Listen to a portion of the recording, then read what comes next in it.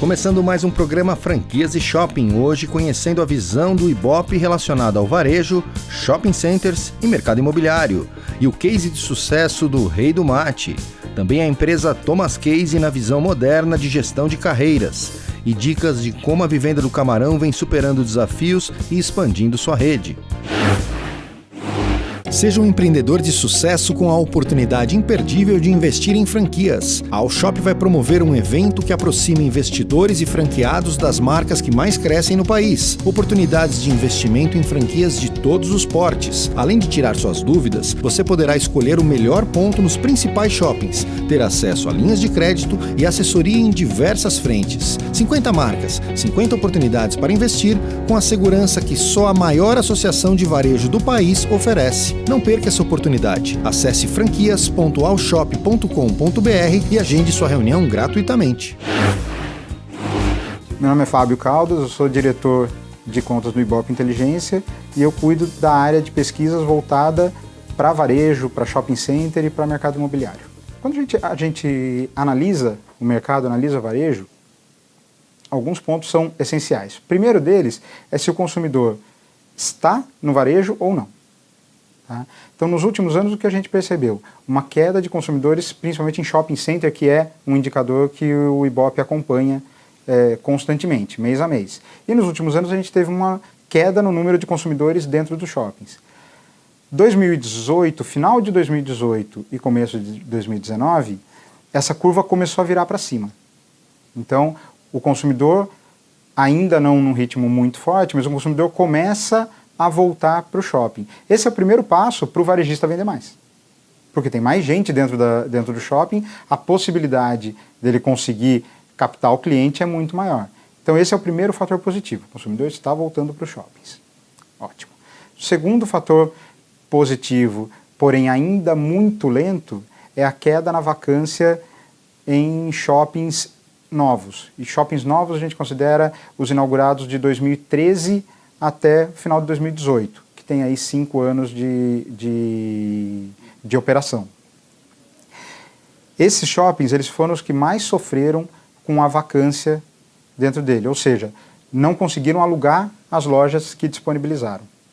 Isso por alguns fatores. Primeiro, o crescimento da base foi muito grande. A gente teve um número de inaugurações entre 2013, 2014, 2015, muito forte.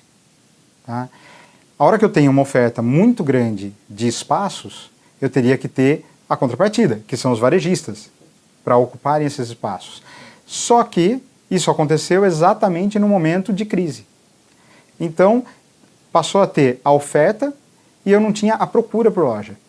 Porque o varejista, no meio da crise, país caindo 3% ao ano, quem que vai querer abrir loja nova? Né? Então, a vacância nos shoppings novos, ela disparou, ela chegou a ser superior a 50%. Nos últimos 3 anos, ela vem recuando num ritmo muito lento. Então, 2016, a gente tinha 46% de lojas vagas. 2017, esse número caiu para 41%. 2018, cai para 40%. Então você percebe que existe uma tendência de queda, mas ainda uma tendência muito fraca. Tá? E o terceiro indicador, e aí é uma coisa muito mais interna e que a gente trabalha na base da percepção, é o aumento do número de estudos que os varejistas pedem para a abertura de novas lojas. Então o varejista, antes de tomar a decisão de ir para o mercado, ele quer saber o quanto essa loja nova dele pode vender. E o Ibope tem um estudo específico para isso. O crescimento do mercado de shopping, a nossa expectativa é que continue com uma baixa velocidade. Então a abertura de novos shoppings, perto do que aconteceu no passado, que há alguns anos atrás a gente chegou a ter 20 shoppings, 30 shoppings inaugurando em um ano, a gente não vai chegar nem próximo disso. Tá? Vai continuar inaugurando, principalmente projetos que já vinham andando, tá? Mas poucos novos projetos sendo lançados para os próximos anos, porque, como eu falei, a vacância ainda está muito elevada. Esse espaço precisa ser ocupado para só depois eu poder ofertar coisas novas. Né? Quanto ao varejista, aí já é uma coisa um pouquinho diferente.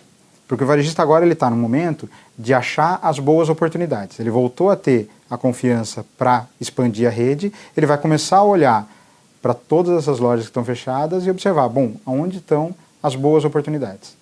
Né? E boa oportunidade, às vezes, não é nem numa negociação comercial diretamente com o shopping, porque, como eu tenho uma oferta muito grande, algumas empresas estão fazendo todo o esforço para levar o varejista lá para dentro. Né? Mas, às vezes, a gente conversa que o de graça sai caro. Porque se o mercado não tiver pronto, não tiver tamanho suficiente para receber determinada loja, não adianta ele ir de graça, que ele vai ficar 6 meses, passar a ter prejuízo e vai fechar. Né?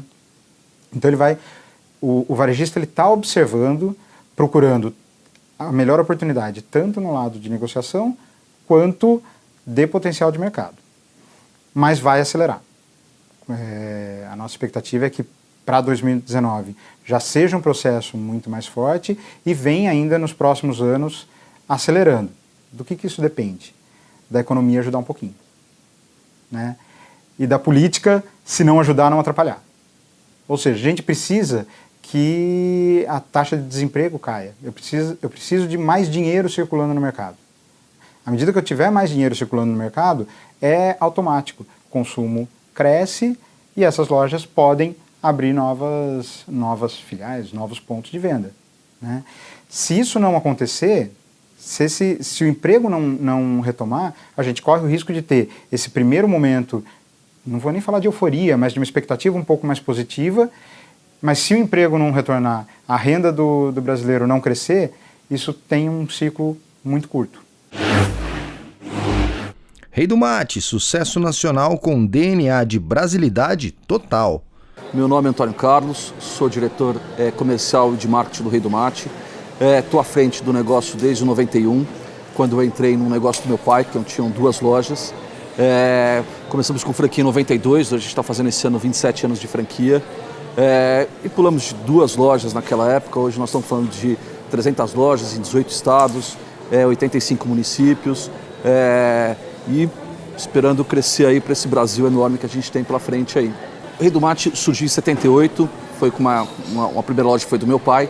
Ele tinha outros comércios no centro de São Paulo, na São João, loja de roupa, artigos de época e tudo. E ele abriu a primeira loja em 78.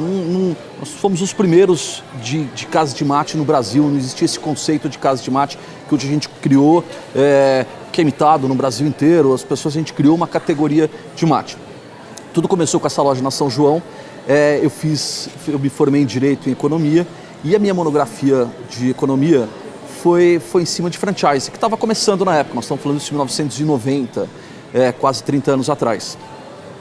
Eu achei que tinha potencial no Rei do Mate. O Rei do Mate tinha 2 lojas, as pessoas saíam de São Paulo inteiro, às vezes até de outras cidades, para vir consumir o mate na São João. Era difícil de parar o carro, era perigoso e as pessoas vinham para tomar o mate. Tinha tudo a ver, o consumidor vinha até o Rei do Mate e a gente até ir mais perto das lojas desse consumidor. Era um começo de uma procura por bebidas não carbonatadas, bebidas mais saudáveis. O consumidor estava procurando uma alternativa para esse tipo de bebida mais saudável, né, não carbonatada, enfim. Com isso eu falo das linhas de sucos, de chás, de águas de coco, enfim, não só de chá mate e tudo. E a gente acabou pegando esse boom internacional, mundial, né, do consumidor procurando por bebidas mais saudáveis. A gente estruturou o Rei do Mate durante o primeiro ano que eu entrei. A primeira loja que eu entrei foi 1º de abril de 91. A gente estruturou o Rei do Mate com mix de produto. Naquela época eram só 4 ou 5 tipos de mate batidos. Não existia nada de alimentação, café, nem nada. Hoje são mais de 100 combinações de mate. A gente foi acertando o mix de produto, consolidando a marca durante um ano, abrindo lojas próprias no centro de São Paulo, para começar com franquia em final de 92. A primeira loja franqueada inaugurou em novembro de 92. Hoje nós somos mais de 300 lojas, é uma rede de franqueados. Passam pelas lojas hoje mais de 2 milhões de consumidores, em torno de 2.300.000 consumidores por mês, que consomem 1,5 milhão de copos de mate, mais de 1 milhão de xícaras de café e cappuccino. Hoje nós somos muito fortes na venda de café, cappuccinos especiais com chocolate belga, com bordas de Nutella, de ovo maltine, enfim. A gente tem bebidas que é para pegar esse nosso público jovem. São 8 milhões de pãezinhos de queijo. Nosso grande carro-chefe de alimentação é o copão de pão de queijo. É um copo que o cliente tem com 12 ou com 18 pães de queijo e leva para casa, no caso 18 copos colecionáveis. Estamos falando de 8 milhões de pães de queijo. São perto de 50 toneladas de açaí por mês.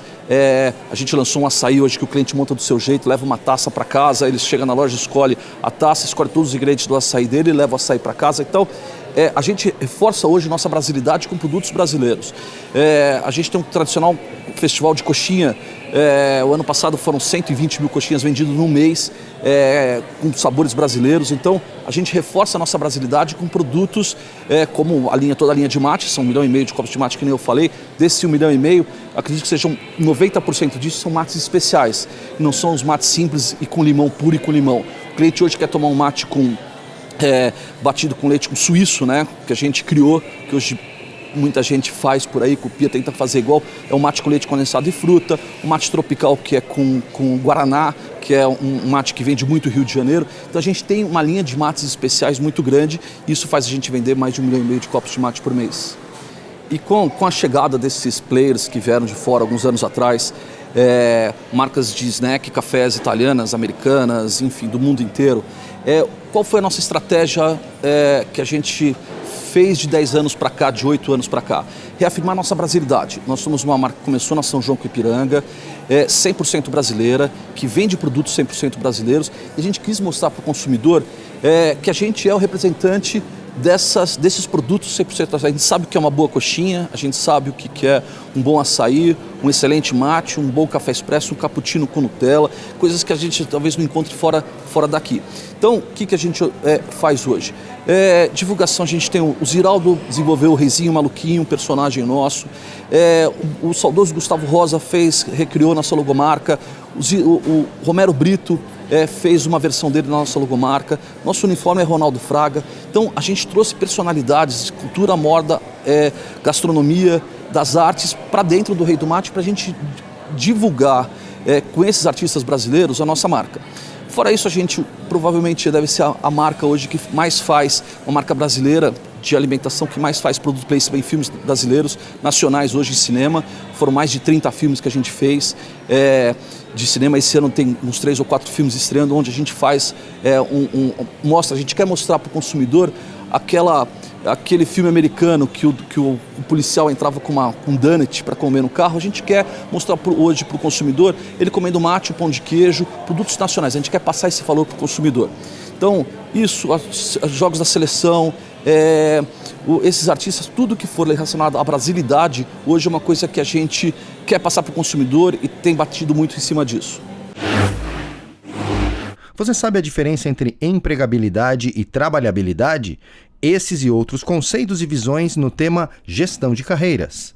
Meu nome é Caroline Cândido, sou consultora sênior de transição de carreira junto a Thomas Case. Também atuo em desenvolvimento humano e organizacional e tenho aí uma trajetória dentro da área de RH corporativo e também passando por consultorias em diversos projetos em gestão estratégica de pessoas. Empregabilidade está relacionada à carreira que é mais linear.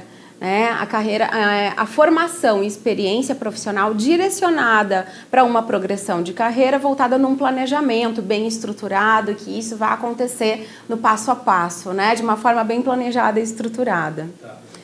Trabalhabilidade, é um termo que surgiu também, é um termo que surge recentemente, mais aí por volta de 2015, com um novo contexto. Acho que tem um contexto de crise, mas tem um contexto também de necessidade de transição e de formas de olhar para o mercado de trabalho e para a carreira, que é muito mais um profissional apresentando, construindo sua carreira em cima de soluções para o que o mercado precisa, do que buscando por um emprego e uma ocupação e ser funcionário de uma empresa. Hoje a tendência cada vez mais é das empresas buscarem por soluções. E isso está traduzido muitas vezes no perfil de um profissional, naquele descritivo para uma posição. O descritivo de uma posição é o problema que a empresa possui e o perfil do profissional vai ser a solução a ser atendida. Tem duas questões essenciais para as pessoas, para os indivíduos, para os profissionais hoje em dia, para atuar com trabalhabilidade, que é quem eu sou nesse mundo, nesse mercado que está à minha frente e qual é o meu trabalho para ele. Então precisa ter essa conexão Precisa ter essa interação. Eu não posso mais decidir, vou fazer engenharia de automação e pronto, daí vai se pautar a minha carreira. Mas para quê? Para atender a quê? E aí já começa toda uma reflexão também, que começa no autoconhecimento, que passa pelo autoconhecimento de saber de valores dessa pessoa. Quais são as necessidades essenciais, as prioridades de vida que ela tem. O que ela é boa, o que ela consegue fazer, que ela se realiza, que ela gosta, que ela tem facilidade de fazer também. E aquelas coisas que ela tem mais dificuldade, como trabalhar isso, ou como complementar essas coisas que ela vai ter mais dificuldade, vai ser mais desafiador, com parceiros, com algum colega que possa apoiá-la no desenvolvimento disso também. E aí, mais profundamente, vendo a história dessa pessoa, que foi o que gerou esse observador de mundo que ela é e que vai transformar ela no profissional atuante no mundo. Mas sempre essa conexão, hoje em dia não tem mais como desvincular, né? O quem eu sou, que vai para o autoconhecimento, desde esses aspectos mais profundos de observador de mundo, que essa pessoa é, até as questões de competências mesmo profissionais, e qual é o meu trabalho que eu vou entregar, qual é o trabalho que eu vou entregar nesse mundo, sendo que eu preciso atender às necessidades do mundo, não só mais as minhas necessidades de autossatisfação.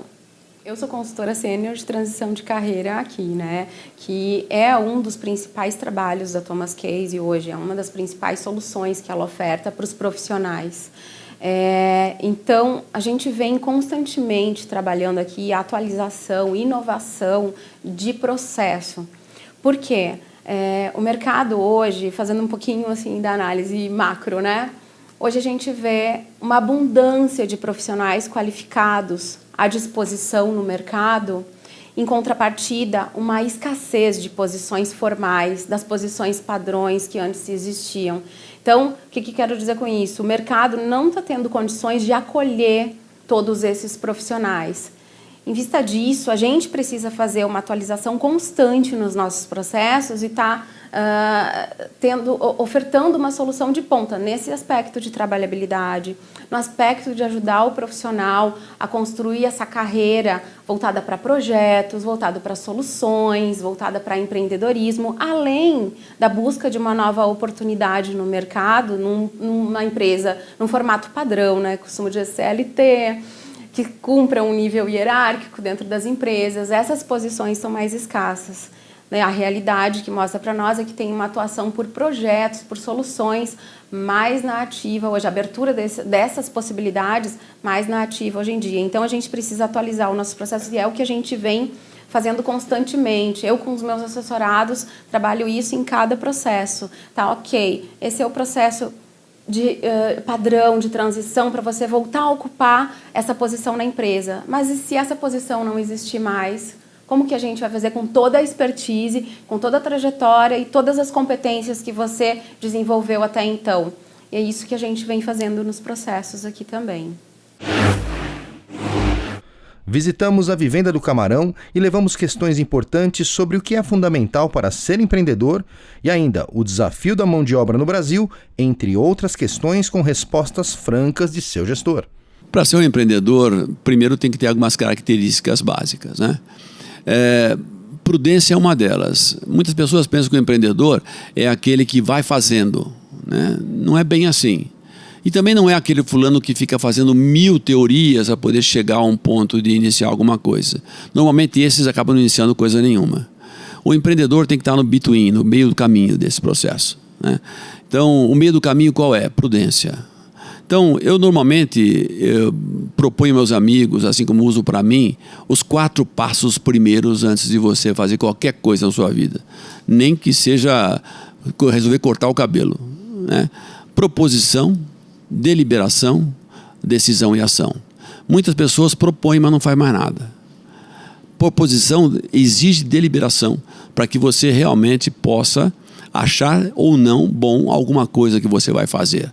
Delibera com seus amigos, com quem conhece o assunto, com os jornais, com as revistas, com a informação que você tiver. Hoje tem muita informação na mão, muito fácil, né? Pela internet, etc.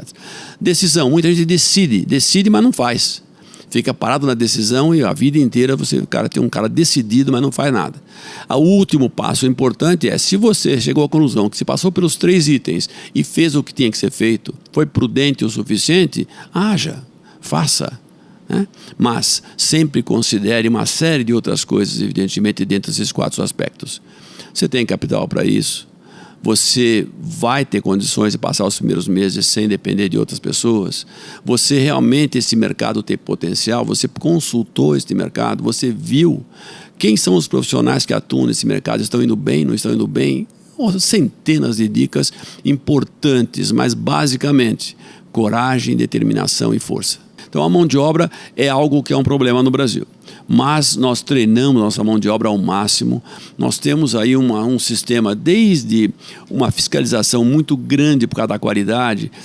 Todas as nossas lojas têm monitoramento de imagem e som.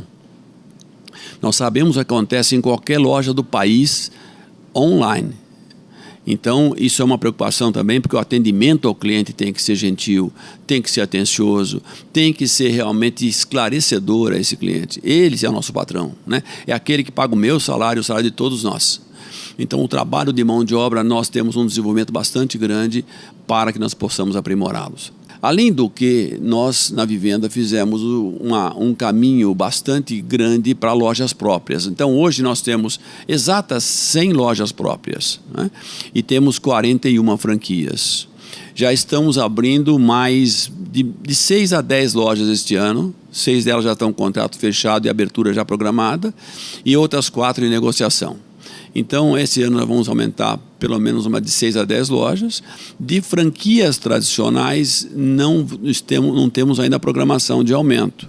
No entanto, nós estamos buscando um caminho muito mais forte, muito potencial, muito maior do que a simples franquia tradicional. Então, o que é esse caminho? Hoje nós temos cidades de 350 mil habitantes para cima que são capazes de ter um bom shopping. Abaixo disso, os shoppings não se instalam, ou se instalam, eles tornam-se inviáveis. Então, nós queremos assistir o Brasil todo, queremos entrar nos mais diversos rincões do país, queremos capilarizar essa penetração da vivenda, porque nós temos um produto de qualidade a preço muito competitivo. E seguimos a segunda parte da matéria Ibope, conhecendo mais sobre sua área de shopping, varejo e imobiliário. Essa área que a gente chama internamente de shopping, varejo e imobiliário, a ideia dela é ser uma ferramenta a mais. Os estudos que a gente faz, eles têm que ser uma ferramenta a mais na tomada de decisão dos empresários, tá? De para que lado eu vou levar o meu negócio. Grosso modo, o que a gente faz tem 2 caminhos. Uma são análises econômicas, tá? Para poder falar, por exemplo, qual que é o potencial de venda para um lojista. A outra é a análise de comportamento de consumidor. Então, para os shoppings, por exemplo, e para algumas redes de varejo, a gente estuda o consumidor. Quem que é o cliente dele? Como que esse cliente se comporta no ponto de venda? O que esse cliente gosta de comprar ou não? Então, são coisas, são caminhos diferentes. Um lado, pensando no potencial, o que eu posso fazer para crescer a minha rede, e aí seja grandes redes ou seja um pequeno empresário, tá? Que informação a gente tem de diferentes formas, de diferentes metodologias para atender a cada um. E por outro lado, é esse lado de a gente precisa entender o consumidor. Na crise, o consumidor mudou demais o comportamento dele. Demais. Então, e foi uma coisa muito interessante, que do mesmo jeito que eu falei que na crise o investidor diminuiu esse apetite por abertura de novas lojas, o outro lado, que seria o marketing, começou a crescer a necessidade de informação para saber, tudo bem, eu estou no meio de uma crise, mas o que eu faço agora? Né? E é isso que a gente ajuda. A gente ajuda a mostrar os caminhos, seja na crise ou seja num bom momento, para que lado que dá para ir, para aproveitar da melhor forma o mercado que está por aí, seja em crise ou seja em crescimento forte. Pesquisa, principalmente essa pesquisa de potencial, ela é como um seguro. A gente odeia pagar seguro. Seguro de casa, seguro do carro, até o momento que precisa dele. Né? Então, a pesquisa de potencial, ela evita grandes erros. Ela ajuda a evitar grandes erros. Sozinha, óbvio que não, mas contando com a experiência do varejista, né, ela ajuda a evitar grandes erros. Então, você tem, por exemplo, quanto custa para abrir uma loja nova? Entre alugar o ponto, esse contrato não vai ser curto.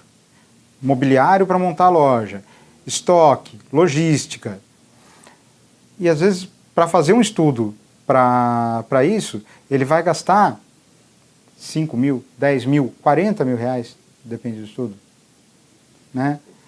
Dependendo do investimento que ele vai fazer, pode ser que ele perca 5 mil, 10 mil, só que, porque ele toma a decisão de não fazer. Só que se ele olhar, eu não perdi esse dinheiro. Esse dinheiro protegeu os outros 100 mil que eu poderia gastar aqui.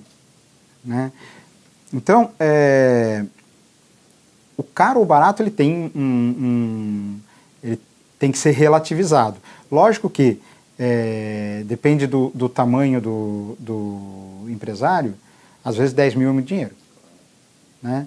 E a gente tem que conseguir oferecer para ele o que é adequado para o porte dele. Tá?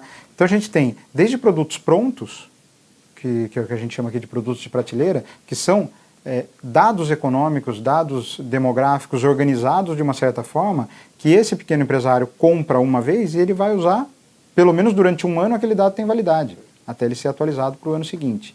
Né? E que vai custar isso, 5 mil reais, 6 mil reais, 7 mil reais. Isso, para um pequeno empreendedor, pode ser uma sacada enorme, porque ele tem vários dados ali que ele consegue saber sobre a região que ele mora, se ele está numa cidade pequena, sobre a cidade que ele está, qual que é aquele público, quanto que é a renda desse consumidor, quantos consumidores eu tenho, dentro da faixa que eu quero atender, uma diversidade de informação que ele vai gastar uma vez, ele não precisa gastar sempre.